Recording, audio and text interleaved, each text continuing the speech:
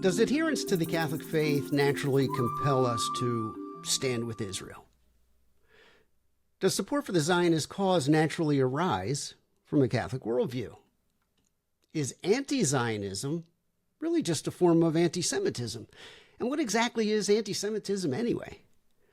Well, these are the sorts of questions we're going to tackle on the Zionist Deception, a multi-part series of episodes here on the AKA Catholic podcast. I'm your host, Louis Verrecchio.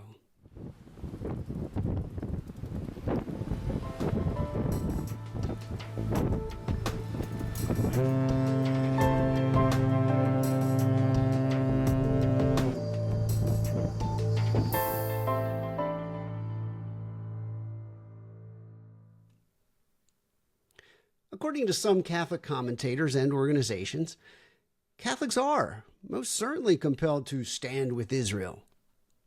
Support for Zionism, they say, does naturally arise from a Catholic worldview. And furthermore, they insist that anti-Zionism is an especially nasty form of anti-Semitism. For example, one such nominally Catholic organization calls itself the Philos Project, which describes itself as a conservative-leaning pro-Israel group that actively works to encourage Catholics and Jews to, quote, stand for our Judeo-Christian values to preserve our civilization, end quote. Now, we could devote an entire episode to exploring whether or not there even is such a thing as Judeo-Christian values. For now, however, we're going to touch on the topic just briefly. But first, a spoiler alert. There is no such thing as Judeo-Christian values, at least insofar as that phrase is meant to suggest that present-day self-identified Jews and Christians have shared values. We do not. So don't allow yourself to be deceived.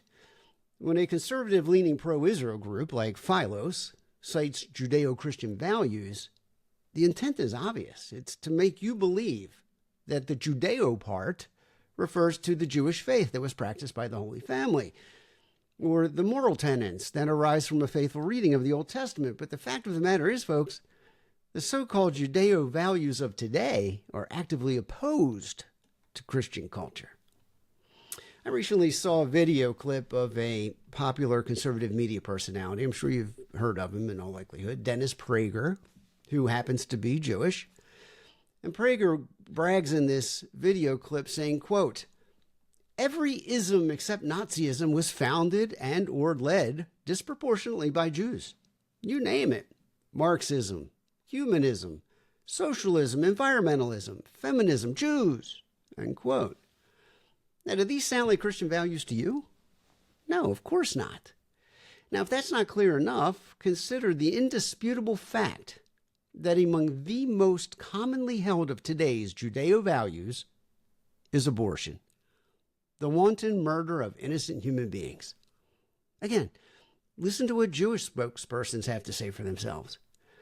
In response to the Supreme Court overturning of Roe v. Wade, the Women's Rabbinic Network issued a statement saying, quote, abortion access is a Jewish value, end quote. Now, I'm going to include some links in the show notes here for those of you who want to learn more and want to find out from where I'm obtaining these quotes that I'm sharing with you. So check them out when you have a chance. Now, other Jewish organizations, they responded to the overturning of Roe v. Wade by saying that limiting access to abortion is a violation of their religious liberty. Yeah, you heard that correctly. They are plainly admitting that exterminating an unborn child is, for them, a religious practice. They're all but stating that abortion is sacramental. Now, you might wonder, are those who call abortion a Jewish value and a matter of religious liberty, are they merely a fringe group of Jews within the broader, more humane Jewish community? Well, the answer is no, not at all. In fact, the exact opposite is the case. According to the Pew Religious Survey, 83% of self-identified Jews in the United States believe that abortion should be legal in all or most cases. 83%. Pew also found that only 26% of self-identified Jews in the U.S. claim to, quote, believe in God as described in the Bible. And nearly half of the Jewish respondents said that religion is, quote, not too important or not at all important, end quote. It's bad enough, right? But wait, there's more. Did you know that the Talmud, a revered rabbinical text compiled over the course of the 3rd to the 6th centuries after Christ, actually teaches that there are 7 genders, 7 of them. And they include persons who, quote, get this, identify as male at birth, but later develop female characteristics through human intervention, and vice versa. And here you thought that the idea of chemically and surgically mutilating a person's sex organs in defiance of their God-given sex was a recent phenomenon. It's not. Now, in theory, Judaism considers the Talmud second in importance only to the Bible. It covers not only religious practices, but also social and civil matters. But given that roughly only half of self-identified Jews consider religion important, and roughly 3/4 don't believe in the God of Revelation, I think it's safe to say that the Talmud, which contains some of the most vile blasphemies ever hurled at our blessed Lord, is arguably even more important in forming present-day Jewish identity than sacred scripture is. In any case, these are just some actual present-day Jewish values. And needless to say, they're the exact opposite of Christian values. In fact, Judeo values and those who embrace and promote them are at war with Christianity. Even so, the Philos Project, a nonprofit with access to nearly $10 million in annual revenues to fuel its Zionist propaganda campaign, they want Catholics like you to believe not only that Judeo-Christian values presently exist, but also that they are the key to preserving our culture. And this, of course, is a lie. It's a Zionist lie. In fact, the Judeo-Christian hoax is an integral part of the Zionist deception.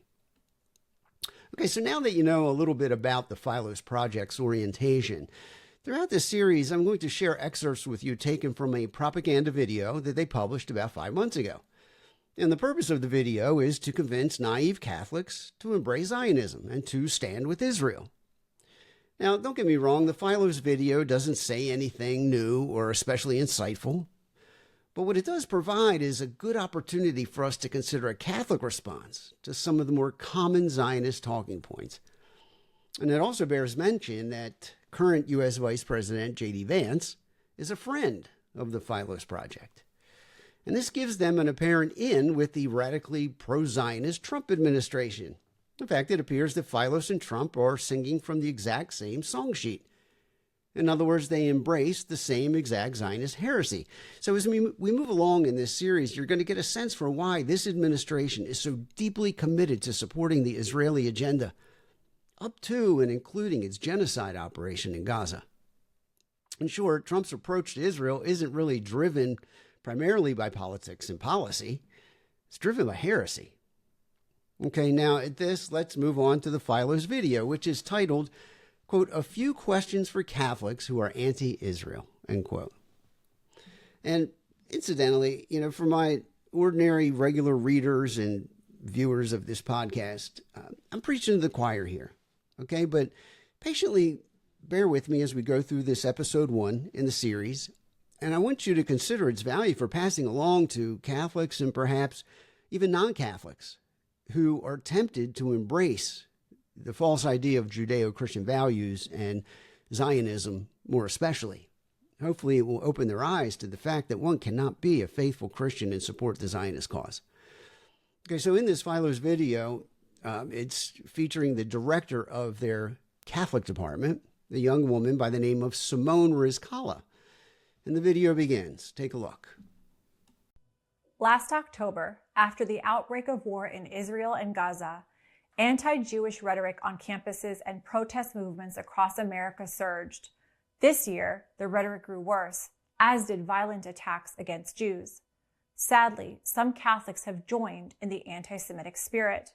Now, if you're paying attention, you may have noticed how often the defenders of the Zionist cause, broadly speaking, how they like to make reference to the Hamas terrorist attack of October 7, 2023, as if this event is the single most important watershed moment in the conflict between Israelis and Palestinians.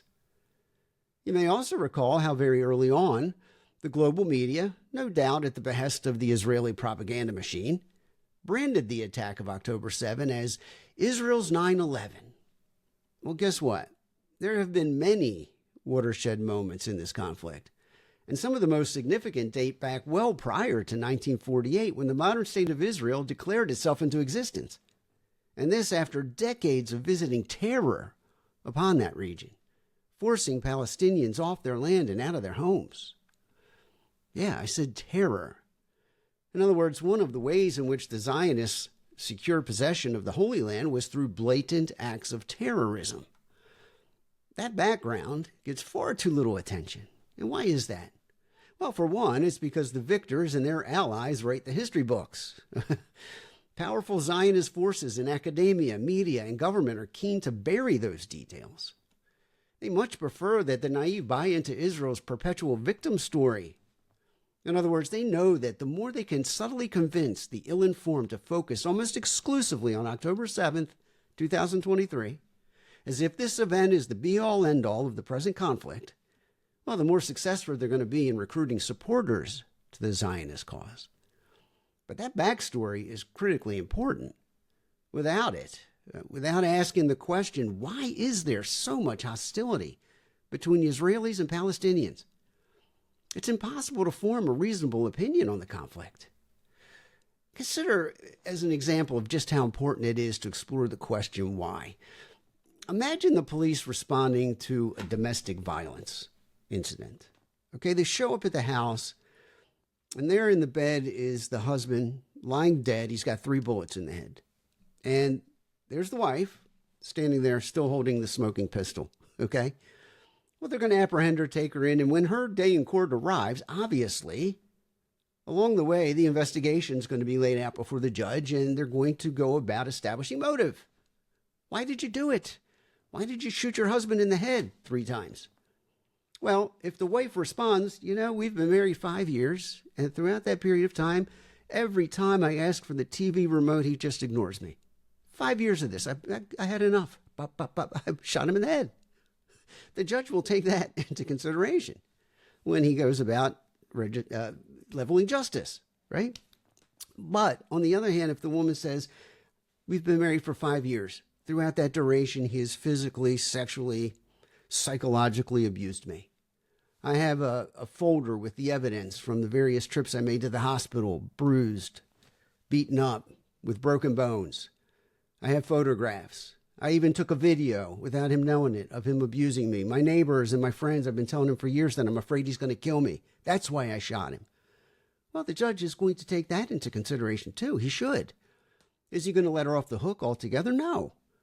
Because the rule of law demands that society doesn't embrace that sort of activity. But in trying to wrap your head around what's going on, it's important to ask the question why. You get the point. Without knowing the events leading up to the present conflict in the Holy Land, it's just not possible, even from a purely secular, historical, or political point of view, to form a reasonable opinion about matters in the Holy Land today. Now, we're going to touch on some matters of history here, but my main goal in this series is to highlight the religious aspects of the issue and how our Catholic faith should inform our view of Zionism. Now, that said, if the Zionists really want us to focus on October 7, 2023, fine. Let's talk about what happened that day. Testimony from numerous credible sources within Israel, and I'm talking about Jewish sources, Jewish witnesses, and the reports that are found in Israeli press. Well, they indicate that the Netanyahu government was well aware that the October 7 attack was coming long before it materialized. Those who sounded the alarm that this attack was imminent, including members of the Israeli Defense Force, the IDF, they were dismissed out of hand. Some of them were even threatened to keep their mouths shut. Now, am I saying that the Netanyahu government wanted this attack to happen? Well, do the research for yourself, and what you're going to find is that this is exactly what the testimony indicates. And again, let us ask why. Why would Israeli leadership want to see their own citizens brutally murdered and attacked by Hamas terrorists? Well, the answer, I think, is pretty obvious. It's to justify in the eyes of the world Well, credible humanitarian organizations like Amnesty International and Human Rights Watch plainly identify as an Israeli genocide operation in Gaza, which is all part of Israel's ongoing quest to expand its footprint in the region, come hell or high water. Moving on. Note as well that in that clip that I shared with you, Simone refers to what she called the anti-Semitic spirit. I have to admit, I laughed out loud when she said this. Anti-Semitic spirit. You know, by design, anti-Semitism has always been so loosely defined that in practice it can be applied to practically anything that a Jewish person or a Jewish organization might find unsettling. But Simone takes it to a new level, citing this anti-Semitic spirit, as if one of the things that makes it so nefarious is that it's in the air. It's like an ether, you know, and then it manifests and you can see it, but, you know, that's the spirit. It's an amazing thing. Even so, Philos proudly proclaims on its website that they, quote, use the International Holocaust Remembrance Alliance definition of anti-Semitism, end quote. Now, you might recall that the U.S. House of Representatives overwhelmingly passed the so-called Anti-Semitism Awareness Act in May of last year, and this codified that same definition. This definition is so broad that it literally makes quoting sacred scripture an actionable offense. Now, you can follow the link below for an article where I go into more detail about this Anti-Semitism Awareness Act. And that's what you're going to find. Today, if you quote scripture, if you speak like St. Peter spoke on Pentecost, if you quote St. Paul in his letter to the Thessalonians, you're an anti-Semite, simply for reading the Bible out loud. Now back to the video. The pretext for anti-Semitism today is a hatred for Israel or anti-Zionism. Anti-Zionism is used as an excuse for Jew hatred everywhere. So why would Catholics on the right join progressive radicals who hate Jews, Christians, and America? That's really a question for the anti-Israel and anti-Semitic Catholics themselves. Did you see what she did there? She took it upon herself to equate anti-Zionism not only with radical political progressivism, but also with, quote, Jew hatred. Jew hatred. I wonder if Simone is aware of the fact that there are Orthodox rabbis, very religious men who are deeply devoted to upholding the Mosaic law as best they can. Impossible though that is in this Messianic age. These men are dead set against Zionism. Dead set against it. They insist that Zionism's not Jewish at all. In fact, they'll tell you that it's an offense against Jews and an offense against Judaism. Now, you don't have to look hard to find footage of IDF soldiers and Israeli police brutally beating these Orthodox Jewish rabbis for daring to speak out against the murder of innocent women and children in the name of Zionism, attaching the name of Judaism to their theft of land and homes. And they get beaten for this. And these rabbis are not the only Jews who are anti-Zionist. There are any number of Jewish commentators to be found on social media and elsewhere who are anti-Zionism. In fact, in the years prior to 1948, even the Jews who were living in Palestine, peacefully, I might add, with their Muslim and Christian neighbors, they were overwhelmingly against the idea of a Jewish state being established there. That's right, I said living peacefully. But don't take it from me. Rabbi Yisrael David Wise belongs to an international Jewish organization that opposes Zionism. He's one of these Orthodox rabbis that I mentioned. And he knows as much about what life was truly like in Palestine before it was descended upon by the Jewish terrorist groups than anybody. And those Jewish terrorist groups, by the way, were led by the likes of David Ben-Gurion, Moshe Dayan, Menachem Begin, some of the most revered names in the revisionist history of modern-day Israel. We'll get to that. Well, Rabbi Wise describes Palestinian life before the Zionist siege as follows. He says, quote, they were living there to serve God. So there was the Muslim, the Christian, and the Jewish community, all living together in the same courtyards, helping each other, babysitting each other's children, without any impediment to peaceful coexistence, end quote. Now, I wonder, would Simone and her friends at Philos call Rabbi Wise and other people like him Jew haters? Are they Jew haters too? I should hope not, but don't worry. The mouthpieces for the pro-Zionist movement have a pejorative label just for them.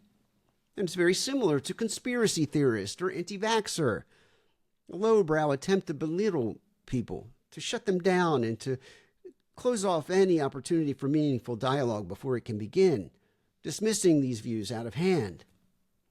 So as for a Jew who opposes Zionism on entirely valid historical, cultural, and religious grounds, well, that's what the pro-Zionists call a self-hating Jew, as if their well-informed views are nothing more than the product of a neurotic disorder. My friends, that's what actual Jew hatred looks like. This young lady, Simone, continues by posing a series of questions to anti-Zionists. Let's pick it up there. And so it's to them that we'd like to ask the following questions. First of all, can you define Zionism as you understand it, and maybe as you think Israelis understand it? And explain how Zionism is different from, say, your understanding of nationalism. Forget my understanding of Zionism, and never mind what the average Israeli might think it is. The questions we really need to be asking is, how does Zionism define itself? How did the pioneers of this movement define it? How did they go about trying to justify their claims and their cause? Well, fortunately, those answers aren't terribly difficult to find. And this is going to be the topic of our next installment of the Zionist Deception. Tune in then. I'm Louis Verrecchio.